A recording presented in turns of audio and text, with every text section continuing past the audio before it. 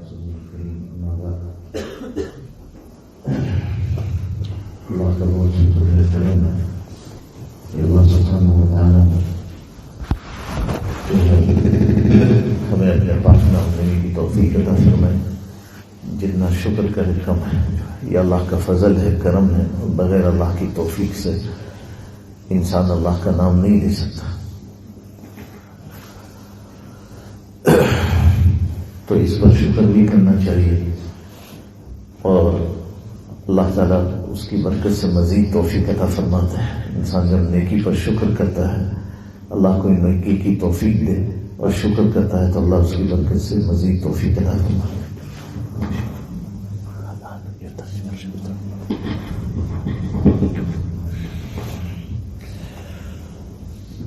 تو میں کہتا کہ الحمدللہ اللہ سبحانہ و تعالیٰ نے ہمیں رمضان المبارک بالکل قریب آ چکا ہے، جس مبارک مہینے کے لیے اللہ کے حبیب صلی اللہ علیہ وسلم 2 مہینے پہلے رجب کا چاند دیکھتے تھے تو آپ صلی اللہ علیہ وسلم دعا فرماتے تھے اللہم بارک لنا فی رجب وفی شعبان وبلغنا رمضان.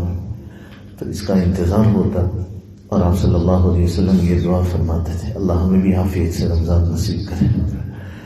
ہمارے مشائخ فرماتے ہیں کہ جیسے دنیا کی سیزن ہے، تجارت کی بھی سیزن ہے، اور جہاں سیزن میں آدمی انتھک محنت کرتا ہے رات دن. کیوں کہ بھئی میں کرسمس کے وقت یا ایسٹر کے وقت تھوڑی میں نے محنت کر لی تو پورا سال میرے لیے آسانی ہو جائے گی. تھوڑے وقت میں بہت زیادہ پروفٹ اور کمایا آدمی حاصل کر سکتا ہے. تو اسی طرح شریعت کی نگاہ میں مسلمان بھی بمنزلہ ایک تاجر ہے اور بزنس مین ہے. آپ صلی اللہ علیہ وسلم نے فرمایا کل الناس یغدو فبائع نفسہ فمبتکھا وموبقھا، کہ جب صبح ہوتی ہے تو ہر انسان نکلتا ہے. بعض لوگ جو ہیں اپنے آپ کو اچھی محنت اور اچھے ٹھکانے پہ لگا کے جہنم سے آزاد کر دیتے ہیں، اور اللہ بچائے بعض لوگ اپنی صلاحیت کو غلط جگہ لگا کر اپنے آپ کو ہلاکت میں ڈال دیتے ہیں. اللہ تعالیٰ بچائے جو ہے.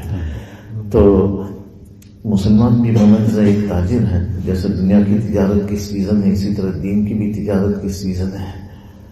تو یہ رمضان المبارک سب سے بڑی سیزن ہے نیکیوں کی، جس میں جو ہے ایک نفل کا اجر فرض کے برابر، جیسے روایت سے ثابت ہے، اور فرض کا 70 گنا 70 ٹائمز جو ہے. تو بہت ہی مبارک مہینہ ہے.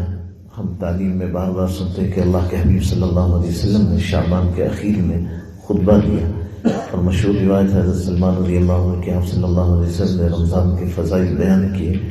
تعلیم میں بار بار سنتے رہتے ہیں. تو یہ بہت ہی مبارک مہینہ ہے. حضرت مجدد الفسانی رحمۃ اللہ علیہ فرماتے ہیں کہ رمضان کی برکات شعبان سے شروع ہو جاتی ہے، انوار و برکات. اس لیے شعبان میں بھی تلاوت وغیرہ کی تعداد بڑھا دینی چاہیے. اور روایت میں آتا ہے کہ آپ صلی اللہ علیہ وسلم شعبان میں اتنی کثرت سے روزے رکھتے تھے جتنے اور کسی مہینے میں. بعض روایت میں کان یصوم شعبان کلہ، کہ پورے اکثر شعبان آپ صلی اللہ علیہ وسلم روزہ رکھتے تھے، جس کی مختلف وجوہات شرح نے لکھی ہے. اور اسی طرح حضرت مفتی صاحب رحمۃ اللہ علیہ نے ایک روایت نقل کی ہے کہ اذا سلیمت رمضان سلیمت السنۃ کلھا، کہ اگر انسان کا رمضان اچھی طرح گزر جائے تو پورا سال اچھی طرح گزرے گا. اگرچہ اس روایت میں بعضوں نے کلام کیا ہے، لیکن کہ رمضان انسان اچھی طرح گزار دے، اور یہ تجربے سے شاہد ہے، یعنی تجربہ سب سے بڑا شاہد ہے. ہم نے کئی ایسے لوگوں کو دیکھا جو بیچارے شرابی تھے، کلبوں میں جاتے تھے اور زندگی بالکل دین سے دور تھی، لیکن اس مبارک مہینے میں انہوں نے تھوڑا اعمال کا اہتمام کر لیا. اللہ نے ان کی زندگی بدلنے کا فیصلہ کر دیا، جو پکے نمازی بن گئے، دین کے پابند بن گئے. تو یہ بہت ہی مبارک مہینہ ہے جو اللہ سبحانہ و تعالیٰ نے اپنے فضل سے دیا ہے، جس میں انسان بہت زیادہ روحانی ترقی حاصل کر سکتا ہے. حضرت مفتی تقی صاحب دامت برکاتہم سے میں نے کئی مرتبہ سنا کہ رمضان یا تو حرمین شریفین میں یا پھر خانقاہ میں جو ہے، ان 2 جگہوں پر انسان کو رمضان کی قدر ہوتی ہے اور صحیح گزارتا ہے. جو ہے ایک ایک لمحہ بہت قیمتی ہے. ہمارے حضرت شیخ زکریا رحمۃ اللہ علیہ کے بارے میں مشہور ہے، کتابوں میں لکھا ہے، اور ہم نے حضرت رحمۃ اللہ علیہ سے بار بار سنا کہ حضرت شیخ زکریا رحمۃ اللہ علیہ جب لوگ اعتکاف کے لیے آتے تھے تو حضرت تاکید سے فرماتے ہیں کہ بھئی یا تو کچھ اعمال کرو یا سو جاؤ. حضرت کو بڑی تکلیف ہوتی تھی ان لوگوں سے جو باتوں میں وقت ضائع کرتے. حضرت بڑی تاکید سے منع فرماتے کہ بھئی پیارو یا تو کچھ کرو یا سو جاؤ بجائے کہ فضول باتوں میں، کیونکہ اس کی ایک ایک گھڑی بہت قیمتی ہے. خود حضرت شیخ زکریا رحمۃ اللہ علیہ ایک رشتے دار تھے اور عمر میں بڑے بھی تھے، وہ حضرت کو ملنا ہے، یہ آپ بیٹی میں لکھا ہے. تو حضرت رحمۃ اللہ علیہ اور فضائل اس میں اکابر کے رمضان میں بھی تو کہتے ہیں حضرت شیخ رحمۃ اللہ علیہ کو انہوں نے ملنا چاہا تو دیکھا کہ بھائی فجر کے بعد کا وقت تھا تو اس کے بعد کچھ دیر سے پہنچے تو حضرت تلاوت میں مشغول ہیں. اس کے بعد جو اشراق کا وقت حضرت نے اشراق پڑھی. خیر پھر کسی نے کہا کہ شیخ کو ملنا ظہر کے بعد، کہ ظہر کے فوراً بعد چلے جانا. ظہر کے بعد بھی کہتے ہیں میں سنت پڑھ کے گیا، تھوڑی دیر ہوئی جو حضرت واپس قرآن کی تلاوت میں مشغول تھے. پھر اس کے بعد کسی نے کہا عصر کے بعد میں پہنچا تو وہاں بھی حضرت دور سنا رہے تھے. تو وہ ذرا غصے والے تھے، کہنے لگے رمضان ہمارے یہاں بھی آتا ہے لیکن اس طرح مصیبت کی طرح نہیں آتا کہ بات کرنے کا بھی وقت نہ ہو جائے. تو ہمارے قابلین کا یہ حال تھا کہ وہ رمضان میں بہت ہی اہتمام سے وقت کی قدر کرتے تھے. کتنے اکابرین کے حالات. حضرت یہ اکابر کا رمضان ایک کتاب ہے، اللہ موقع دے تو جو ہے میرا یہ جو علماء ہے وہ تعلیم بھی کر اور جو پڑھنی چاہیے. اس سے جو ہے ایک اعمال کا شوق اور جذبہ پیدا ہوتا ہے. امام ابو یوسف رحمۃ اللہ علیہ سے کسی نے کہا کہ حضرت اگر اللہ والے کسی بستی میں نہ ہو، اللہ والوں کی صحبت کا حکم آیا ہے اور تقویٰ جس سے پیدا ہوتا ہے اللہ والے نہ ہو تو فرمایا کہ ایسا تو نہیں ہوگا. اللہ نے جب تقویٰ کا نسخہ بتایا کہ کونوا مع الصادقین تو اللہ کے نیک بندے رہیں گے. لیکن اگر بے وقت انسان کو ایسا موقع میسر نہ ہو، اتنا دور ہے، کوئی اللہ والے قریب میں نہیں ہے تو اللہ والوں کے حالات پر ہے. اس لیے کہ یہ ایک روحانی لشکر ہے جس سے ایک سالک کو اللہ سبحانہ و تعالی ایک اعمال کا شوق اور ترغیب ہوتی ہے اللہ والوں کے حالات پر کہ انسان کو ایک جذبہ ابھرتا ہے تو کہ بھائی میں بھی اعمال کروں. ہمارے اکابرین کیا تھے جو ہے کتنے وقت کی قیمت جانتے تھے، کتنی قدر تھی. جیسے میں نے پہلے بھی عرض کیا کہ حضرت مفتی تقی صاحب نے ہمارے گھر پہ یہ بات 2-3 مرتبہ سنائی. فرمایا کہ ہمارے والد صاحب ایک مرتبہ استنجا کے بعد آئے اور ہم بھائیوں سے کہنے لگے کہ دیکھو وقت بہت قیمتی ہے اور جو وقت میرا بغیر کسی کام کے دینی یا دنیاوی کام کے گزرتا مجھے بڑی تکلیف ہوتی ہے. پھر فرمانے لگے کہ ایک بات کہنے میں مجھے اچھی نہیں لگتی لیکن وقت کی اہمیت کے اعتبار سے میں بتاتا ہوں کہ استنجے میں جاتا ہوں تو وہاں ذکر کرنا منع ہے. استنجے کی حالت میں بیت الخلاء میں منع ہے، لیکن فرمایا کہ وہاں کچھ دیر لگتی ہے تو میں جو ہے آس پاس کے حصے کو دھو لیتا ہوں، لوٹے کو آس پاس، تاکہ اس نیت سے بعد میں آنے والے کو تکلیف نہ ہو. حافظ ابن حجر رحمہ اللہ جو شارح بخاری ہیں ان کے حالات میں آتا ہے کہ وہ جب بخاری شریف لکھتے تھے شرح فتح الباری تو کچھ وقت بیچ میں وقفہ ہوتا تو اتنے وقت میں بھی قلم کو جب تیز کرتے جو کیلیگرافی کی پین ہوتی ہے اس کو وہ تو کہتے اتنے وقت میں بھی ان کی زبان درود شریف سے جاری ہوتی تھی، وقت ضائع نہیں کرتے تھے. تو میرا دوستوں اللہ سبحانہ و تعالیٰ نے یہ مبارک مہینہ دیا ہے. کتنے ہمارے ساتھی ایسے جو بیچارے پچھلے سال تھے اس سال نہیں ہے، تو اس کی قدر کریں. جو ہے بہت مبارک مہینہ ہے. اور حضرت شیخ زکریا رحمۃ اللہ ایک بات یہ بھی فرماتے تھے ایسا نہ ہو کہ ہم رمضان چلائیں اور آئے تو اس مہینے کو غفلت میں ضائع کر دے سوائے رمضان چلانے کا اور کچھ نہ ہو. تو اس لیے جو ہے میں کہا تھا کہ حضرت شیخ رحمۃ اللہ علیہ اور ہمارے تمام اکابرین حضرت رائے پوری رحمۃ اللہ علیہ وغیرہ ان کے حالات میں آتا ہے کہ وہ رمضان میں خطوط بھی نہیں پڑھتے تھے، لیتے سے ایک طرف رکھ دیا کہ بھائی رمضان کے بعد جواب دیں گے. اتنی وقت کی قدر تھی ایک ایک گھڑی کی ان کے یہاں. خود حضرت شیخ رحمۃ اللہ علیہ مشکل سے 3-4 گھنٹے آرام فرماتے تھے، باقی تلاوت میں نوافل میں جو ہے اتنا اہتمام تھا. حضرت شیخ رحمۃ اللہ علیہ کا اسی طرح حضرت رائے پوری رحمۃ اللہ علیہ، حضرت گنگوئی رحمۃ اللہ علیہ، حضرت سامپوری رحمۃ اللہ علیہ اور ہمارے تمام اکابرین. امام بخاری رحمہ اللہ کے بارے میں بھی آتا ہے کہ وہ تقریباً 40 تک ختم کرتے تھے. امام ابو حنیفہ رحمۃ اللہ علیہ کے بارے میں بھی. اور یہ قرآن کا مہینہ ہے جو ہے اس مہینے میں قرآن کا کثرت سے اہتمام کریں. جیسے میں نے پہلے ہی بتایا تھا امام احمد بن حنبل رحمۃ اللہ علیہ نے اللہ کی 99 مرتبہ 99 ٹائم زیارت کی خواب، اور پوچھا آپ سے سب سے زیادہ قرب کا ذریعہ کیا ہے؟ فرمایا میرا کلام ہے، فرمایا بالفہم او بلا فہم، فرمایا چاہے سمجھ کے یا بغیر سمجھے۔ اور چونکہ آسمانی سب کتابیں اسی مہینے میں نازل ہوئی، صحف ابراہیم علیہ السلام کے جو صحیفے ہیں 10 صحیفے وہ پہلی رمضان کو نازل ہوئی، اور جو ہے یہ تورات 6 رمضان کو، اور پھر جو ہے زبور 12 رمضان اور انجیل 18 رمضان جو ہے۔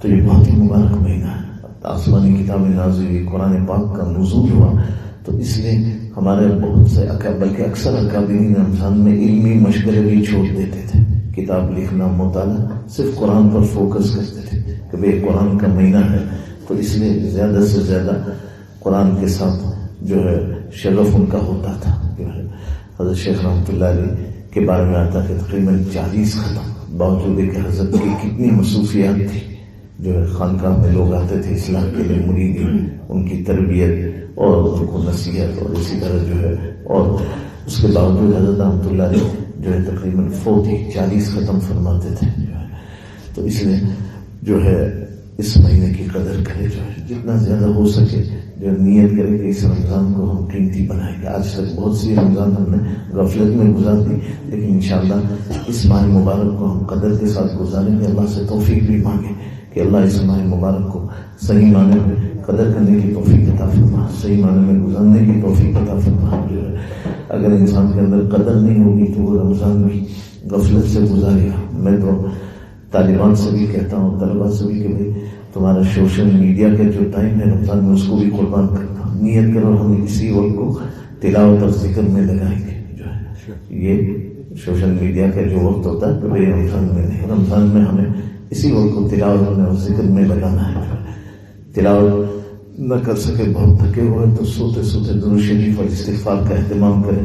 4 چیزوں کی تاکید آئی ہے کہ بھئی کلمہ طیبہ، استغفار اور جنت کا طلب کرنا اور جہنم سے پناہ مانگنا، جس کو ہمارے مشائخ نے اس طرح جمع کیا کہ لا الہ الا اللہ، استغفر اللہ، اسألک الجنہ واعوذ بک من النار۔ اس میں 4 چیزیں آ گئی جو ہے، اور جس میں کہہ رہا تھا کہ مفتی شفیع صاحب کے حوالے سے انہوں نے یہ روایت لکھی کہ اذا سلیم رمضان سلیمت السنۃ کلھا، کہ رمضان اچھا گزر گیا پورا سال اچھا گزرے گا۔ بہت سے ساتھیوں سے میں نے سنا کہ بھئی ہم تلاوت میں کوتاہی کرتے تھے، رمضان میں ہم نے اہتمام کیا، اللہ اس کی برکت سے ہمیں تلاوت کی مشق ہو گئی۔ اسی لیے حضرت مجدد الفسانی رحمہ اللہ فرماتے تھے کہ انسان کو کوئی بھی اچھی عادت ڈالنی ہو رمضان سے شروع کرے، کوئی معمول پکا کرنا ہو، انشاءاللہ رمضان میں صحیح نیت سے انسان نے اہتمام سے وہ عمل کیا، اللہ اس کی برکت سے پورا سال جو اس عمل کی توفیق عطا فرمائیں گے۔ تو اس لیے جو ہے رمضان بالکل قریب آ چکا ہے، اور اس کی جتنی اس کی قدر کرے، جو ہے اس کو خود بھی قدر کرے۔ جو ہے جو حضرات اعتکاف کر سکتے ہیں تو وہ اعتکاف پورا نہ کر سکے آخری عرصے کا تو چند دن ضرور اعتکاف میں گزارے۔ ایک نورانی ماحول ہوتا ہے جو جہاں بھی اللہ تعالیٰ توفیق کی، اور جو گھر کے ماحول میں بھی خود بھی اور گھر والوں کو بھی تاکید کر کے بھی زیادہ سے زیادہ تلاوت فضول چیزوں سے اپنے آپ کو بچائے۔ جو ہے آپ صلی اللہ علیہ وسلم کی مشہور حدیث ہے کہ من لم یدع قول الزور والعمل به فلیس للہ حاجۃ فی ان یدع طعامہ وشرابہ، کہ جو جھوٹی بات اور اس پر عمل نہ چھوڑے تو اللہ کو بھی کوئی ضرورت نہیں ہے کہ وہ کھانا پینا چھوڑے۔ جو ہے انسان، اللہ والے فرماتے ہیں کہ حقیقی روزہ یہ ہے، صرف بھوکے رہنے کا روزہ نہیں، جیسے حقیقی روزہ یہ ہے کہ انسان اپنے آپ کو بھی گناہ سے بچائے، اپنے کان کو بھی گناہ سے بچائے، اپنی زبان کو بھی گناہ سے بچائے۔ سفیان ثوری رحمہ اللہ اور بعض مشائخ کے یہاں تو غیبت سے بھی روزہ فاسد ہو جاتا ہے، اگرچہ جمہور کے یہاں نہیں، لیکن جو ہے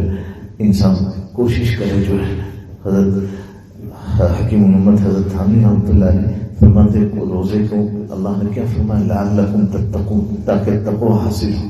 تو فرمایا کہ جو انسان حرام سے بچ رہا بلکہ مباح سے بھی بچ رہا، ایک آدمی سگریٹ کا عادی ہے اور وہ بیچارہ جو ہے رمضان میں اللہ کے لیے اس کو بھی چھوڑ رہا ہے، جو ہے بلکہ مباح جو ہے انسان جو ہے بہت گرمی ہے اور وہ جو ہے آپ نے ٹھنڈا کوئی مشروب یا شربت کا شوق ہے، تنہائی میں پی بھی سکتا ہے، کون دیکھنے والا ہے، لیکن معاذ اللہ کے خوف سے وہ اپنے آپ کو بچا رہا ہے۔